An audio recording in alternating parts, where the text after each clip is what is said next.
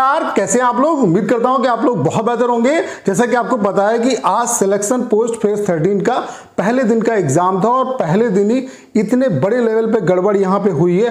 कई सेंटर पे एग्जाम आपके कैंसिल हुए हैं, कई सेंटर पे एग्जाम जो है वो लेट से स्टार्ट हुए हैं। तो भाई ये जो कंपनी, जो नई कंपनी को टेंडर दिया है, इसने पहले दिन से ही जो चीज़ें हैं वो सामने निकल के आने लगी हैं। अक्सर ये होता है कि आदमी पहले दिन काम अच्छा करता है अपनी रेपुटेशन बनाने के लिए, तो इस कंपनी ने पहले दिन ही अपनी जो रंग है वो दिखाने स्टार्ट कर दिए। तो यहाँ पे सबसे बड़ा क्वेश्चन यही अराइज होता है कि जब सिलेक्शन पोस्ट जैसे एग्जाम में इतने बड़े लेवल पे चीज़ें हो रही हैं, तो ये कैसे CGL CHSL के एग्जाम आपके पॉसिबल हो पाएंगे।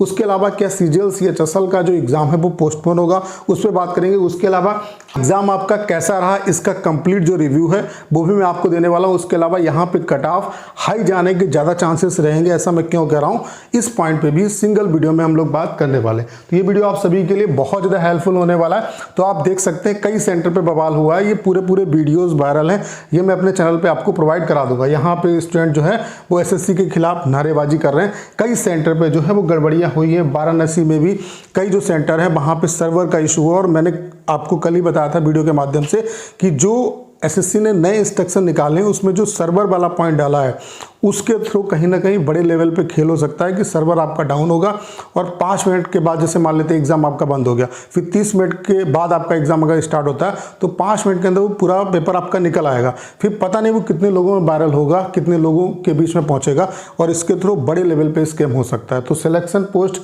के एग्जाम से ही चीज़ें बहुत हद तक क्लियर हो जाएंगी कि ये कंपनी आगे एग्जाम किस तरीके से कराने वाली है। और अगर इसका अपोज नहीं किया गया तो आप ये मान के चलिए कि जो SSC के एग्जाम है उनका भी अच्छे तरीके से बंटाधार होने वाला है। उसके अलावा आप ये देख सकते हैं, ये कई वीडियोज़ हैं, वीडियोज़ की इमेज में आपको दिखा रहा हूँ जिसमें SSC के खिलाफ नारेबाजी हो रही है। उसके अलावा आप देख रहे हैं ऑफिशियल चीज़ें आ चुकी हैं कि आपका एग्जाम कैंसिल हुआ। जैसे आप देख सकते हैं CBT एग्जाम आप SSC staff selection post held at Educasa international Hubli में जो ये एग्ज़ाम जो आपका पहले शिफ्ट में था आपका 9:30 बजे 10:30 बजे के बीच में, यहाँ पे जो एग्ज़ाम है वो टेक्निकल इशू की वजह से आपका यहाँ पे कैंसिल हुआ है। उसके अलावा कई सेंटर भी चेंज किए गए। सबसे पहली बात क्या है कि आपने इतनी दूर एग्ज़ाम सेंटर दिए। भाई बच्चा कितने दिन पहले एग्जाम के लिए जाएगा इस टेस्ट, और फिर क्या इस नोटिस के लिए एग्जाम देने जा रहा है, वो 500,000 किलोमीटर जा रहा है, और फिर आप नोटिस दे रहे हो कि आपका एग्जाम कैंसिल है। फिर दोबारा जब एग्जाम होगा तो उसके बारे में आपको अपडेट किया जाएगा।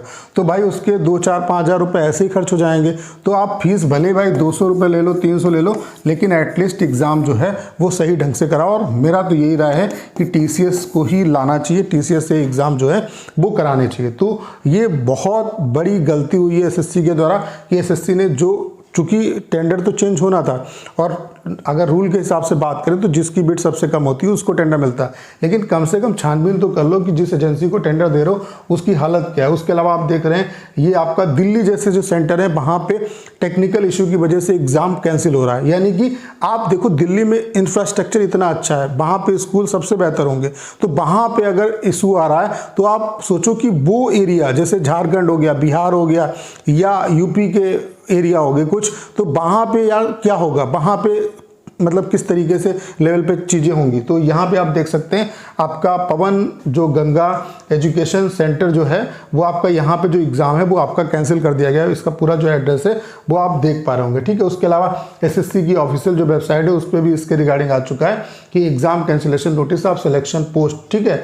It is hereby inform to all the concern candidate the examination schedule in first shift in Pawan Ganga education centre, जो कि आपका 24/7/2025 को था, ये कैंसिल कर दिया गया है, ठीक है। इसका री एग्ज़ाम जो होगा उसके बारे में बताया जाएगा। तो आप भाई इस एग्ज़ाम को ही अच्छे तरीके से नहीं करा पा रहे हो, 8 शिफ्ट में एग्ज़ाम होना है, इस एग्ज़ाम का फिर री एग्ज़ाम होगा, तो फिर CGL CHSL में क्या होगा, ये सबसे बड़ा क्वेश्चन यहाँ पे अराइज होता है। तो ये कहीं ना कहीं बहुत बड़ी गलती हुई है SSC की तरह। उसके अलावा अगर आज के पेपर के लेवल की बात की जाए, जब टीचर्स ने SSC के चेयरमैन से मीटिंग की थी तो वहाँ पे ये भी डिमांड रखी गई थी कि जो पेपर का लेवल है उसको भी मेंटेन करें, क्योंकि इतनी हाई कट ऑफ जा रही है, आप पेपर ही इतने अच्छे लेवल का नहीं बना पा रहे हो। उसके अलावा आपका जो मैट्रिक लेवल का एग्ज़ाम है, 10+2 लेवल का एग्ज़ाम है और ग्रेजुएशन लेवल का एग्ज़ाम है, उनके पेपर में कोई भी डिफरेंस नहीं। लेकिन इन सब के बावजूद जैसी उम्मीद थी कि पेपर का लेवल थोड़ा सा अच्छा आएगा, लेकिन पेपर जो है जो अभी तक स्टूडेंट ने रिव्यू दिया उसके बेस पे मैं आपको बता रहा हूँ कि पेपर जो है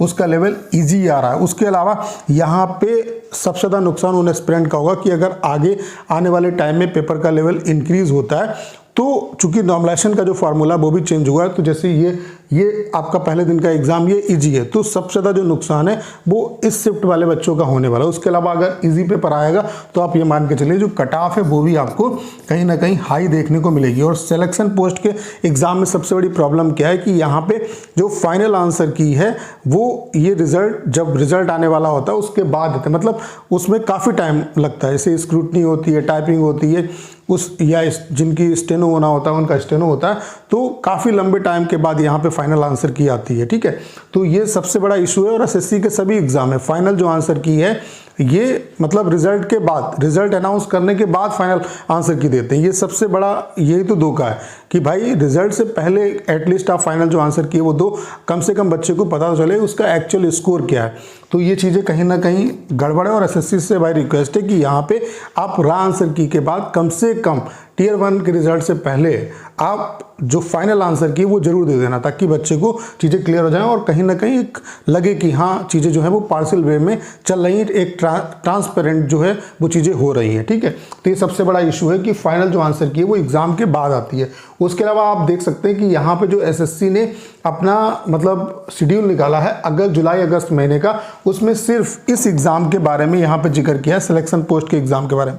जबकि यहाँ पे स्टेनो का भी एग्जाम होना है, सीजीएल का भी एग्जाम होना है, तो उन एग्जाम्स के बारे में यहाँ पे इन्होंने नहीं जिक्र किया। तो कहीं ना कहीं एसएससी को भी आशंका यही है कि अगर इसका एग्जाम सही से हो जाएगा तभी ये एग्जाम होंगे। तो ये भी हाई प्रोबेबिलिटी है कि अगर यहाँ पे बड़े लेवल में चीज़ें अगर होती हैं, मतलब बड़े लेवल में अगर यहाँ पे विरोध होता है या बड़े लेवल में यहाँ पे नकल वगैरह के केसेस सामने आते हैं, अभी चूंकि काफ़ी टाइम है, एग्जाम कंप्लीट होने में काफ़ी टाइम है, पहले दिन ही इतने रुझान बेकार आ रहे हैं, तो अगर यहाँ पे चीज़ें होती हैं गलत तो कहीं ना कहीं इसका जो इम्पैक्ट है वो सीजीएल सीएचएसएल आने वाले जितने भी एग्ज़ाम हैं, स्टेनो, इन सब पे पड़ेगा और ये एग्ज़ाम पोस्टपोन भी हो सकते हैं। तो उम्मीद करता हूँ सारी जानकारी आप बहुत अच्छे तरीके से समझ पाए होंगे। करना क्या, इस वीडियो को शेयर करना है। उसके अलावा अगर आप चैनल पर नए और आपने अभी तक इसे सब्सक्राइब नहीं किया है तो प्लीज़ चैनल को सब्सक्राइब करना मत भूलिएगा।